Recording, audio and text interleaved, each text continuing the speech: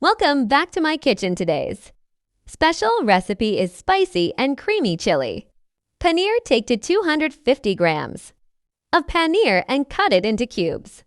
Size pieces and add salt red chili powder and turmeric powder to the paneer. Mix well and keep it aside for minutes. Cut capsicum and onion into small cube size and tomato. Also heat oil in a pan. Add a marinate paneer cute and fry them light until golden. Remove and keep our side in the same pan. Add capsicum and onion, sorted them lightly for 1-2 minutes and take them out. Heat a little oil and add butter cubes. Add chopped onion and fry until slightly soft. Add spicy ginger, garlic paste and turmeric powder, red chili powder, dry ginger powder, salt, mixed masala. Cook the spice well. Add tomato puree.